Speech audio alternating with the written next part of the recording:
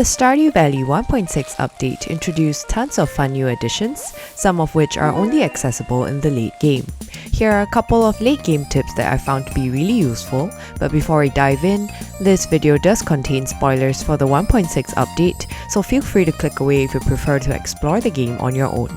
There is now a special item that gives Junimos a chance to harvest double crops. In the 1.6 update, you can use the new dehydrator to turn 5 grapes into raisins, which have a special effect on Junimos. If you place raisins in a Junimo hut, Junimos will have a 20% chance to double harvest your crops. Junimos consume 1 bag of raisins every week, and multiple bags can be stacked for them to consume over time. As you progress later in the game, placing high-value fruits like star fruit or ancient fruit in kegs to make wine will be one of the best ways for you to make money. There are a number of places for you to place your keg besides in sheds, including your own house. In the 1.6 update, there are 4 new home renovations that make your house even more spacious. If you hate the look of this, there are a couple more places in Stardew Valley such as the railroad or the desert to place your kegs, but note that villagers do occasionally walk through certain paths which could displace your items, so if you want to be really safe, you can place them in the quarry where villagers don't walk through. I like to also place a keg on my farmhouse, which is loaded with fruit at the same time I load my kegs in the quarry, so that I'll instantly know when my fruit wine is done without constantly having to check at the quarry. Using fairy dust will cause machines to immediately complete the product it's processing. In the 1.6 update, it can also be obtained from golden fishing treasure chests or traded for with the bookseller and the raccoon's wife for 1 mystic syrup. To obtain more mystic syrup, be sure to craft more mystic tree seeds after unlocking the foraging mastery, such that you can plant and tap more mystic trees for syrup. You can use these on kegs or casks so that your artisan goods get processed faster, but note that when used in casks, wine will not go directly to iridium quality unless it is currently in gold quality. Instead, it'll upgrade to the next quality level each time fairy dust is used until iridium quality has been reached. Fishing has become rather profitable with a couple of new changes introduced in the 1.6 update, so be sure to leverage this in the late game to make some quick money. After unlocking the fishing mastery, you'll get the challenge bait recipe which allows you to catch up to 3 fish at once. However, your catch will decrease by 1 fish each time the fish leaves the fishing bar, so you'll need to get a perfect catch to get the maximum 3 fish. If you're using this on tricky fish like legendary fish, pair it with fishing buffs like seafoam pudding and equip the cork bobber, as these will increase your fishing bar size. You'll also get the advanced iridium rod after unlocking the fishing mastery, which allows you to equip 2 tackles, and the effects will stack, which means an even larger fishing bar if you equip 2 cork bobbers. If you're like me and kinda suck at fishing, you can instead use deluxe bait, but equip a quality bobber instead so that it increases the quality of your catch to iridium quality. After catching your legendary fish, you can place it in the new fish smoker to double the sell price of your fish. Fish ponds have never been the most profitable, but with this change in the 1.6 update, you could make quite a bit of gold with the right ponds.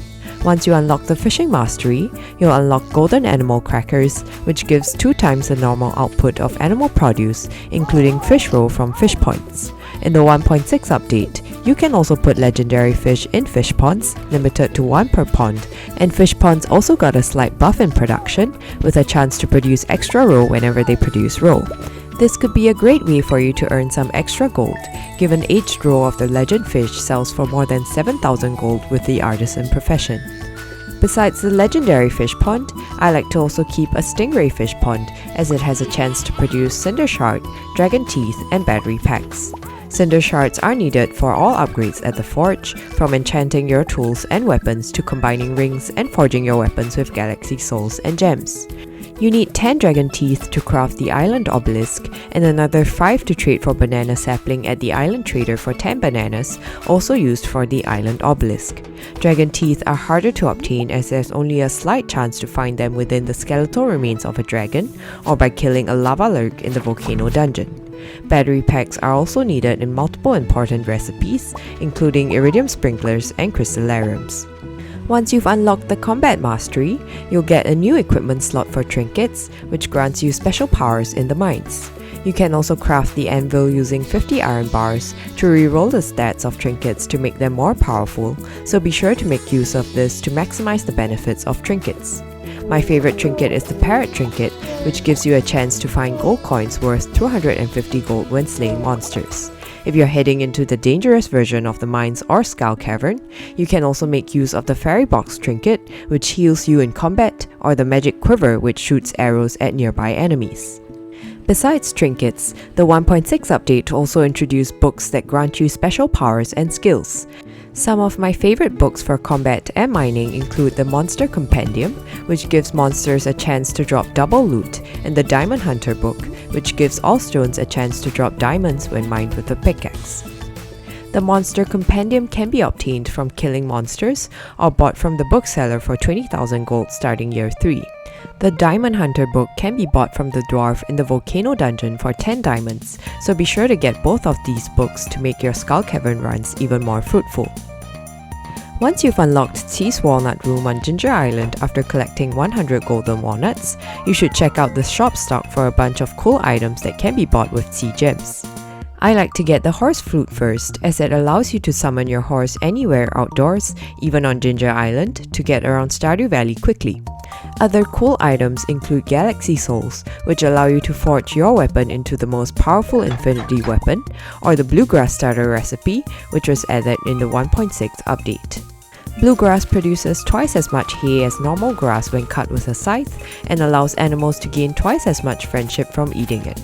You'll also need the Mystic Syrup to craft it, so be sure to plant and tap your Mystic trees as early as possible so that you'll have a ready supply of syrup. If you're struggling to find golden walnuts on Ginger Island to unlock Tea's Walnut Room, you can use the new Joja Parrot beside the Volcano dungeon to locate all remaining walnuts. You'll be awarded all the walnuts on the following day, but I only use it when I'm sure I can't find any more on my own, since it costs 10,000 gold per walnut. You can use Stardrop Tea to quickly build relationships with your favorite villagers. Stardrop Tea is a universally loved gift that can be gifted for 250 friendship points, equivalent to 1 heart.